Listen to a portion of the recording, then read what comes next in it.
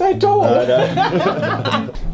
This is the Trade We Made collection, and so it's a collection generated from reclaimed textiles. So it's textiles that's been like donated to trade, but this is brand new items of clothing, and it's the collections are really to, you know, promote ethical fashion, sustainable fashion, using excess material. I'm really excited about it, sort of being a kind of ambassador for it, because I think it is kind of one of the most exciting things in fashion at the moment, because it's so, you know, fashion's so repetitive. It's kind of so inherently unhealthy as an industry that actually kind of finding the ways to make it positive again, I think is what's cool now, like for me. There's the camera, down the lens. Are you ready? So this is Fashion Is. Yeah. I think you just spat on me. He can't spit, he might have had a little dribble. So this is your gorgeous studio. Yeah. You live here as well. I do. How do you shut off from work? Well, luckily, like where my bed is, there's behind a wall of books, so you can't see down. So I don't have any work stuff up there, so it's quite easy to go and chill out. But it is kind of challenging living in the studio. But it's fun. I mean, it's good. Before, when I had separate spaces, I'd be working really, really late, and then I'd have to like get home. Much more productive when you're in your workspace.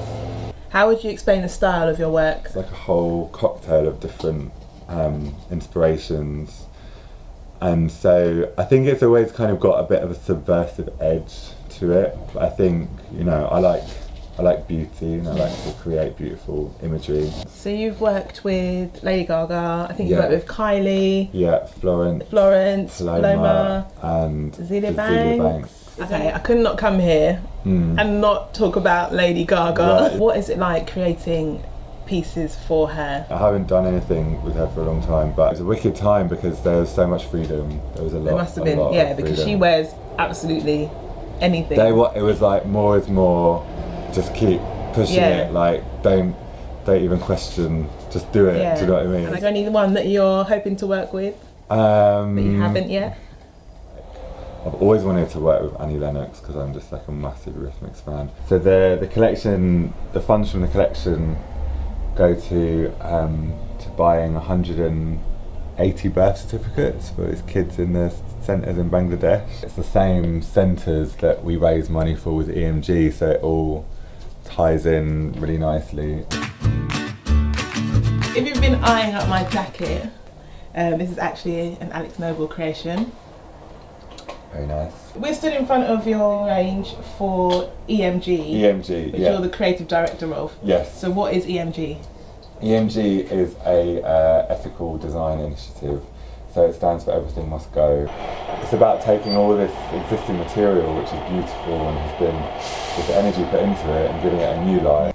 The funds for that we raise from the project will go to a centre in Bangladesh, which is for the children of the garment workers there. Oh, yeah. So it's kind of addressing issues which are, you know, caused directly through the fashion industry and how we're fed clothes, basically. So t-shirts will have up to like 6 designers on one t-shirt, so it fosters collaboration within the industry and gives designers an opportunity to like utilise their waste, which is their like amazing material, and create a positive culture within consumption, hopefully. So how do you go about like rounding up all the materials? Do you call people and got any waste today? Yeah, no, seriously, it's like, it's quite painful actually. Like it's emails, calls, texting, figuring out when people are going to be at studio. Everyone's so busy. Yeah. Sometimes getting to people just directly to, when you get to them, they're like, yeah, cool, it's here. So yeah, it's a lot of running around. So what's it like for you being a creative in London? Because London's such a hard graft, don't you think? Yeah, no. It's a hustle, you know. Like that's it, it's a hustle. You have to really hustle. And I think, you know, we're talking about the fact that if you're not just doing like one thing, if you don't have this like kind of business model that you can just like, people have you in a box and you can sell what you're doing and they can buy what you're doing. If you're doing this kind of plethora of different practices, then it's even more challenging, you know, because it's harder to kind of move forward. But at the same time, it's like an amazing city because there's all these opportunities, there's all these people working, and everyone kind of can benefit each other. All those years ago, I thought I'd the way you had me. Life.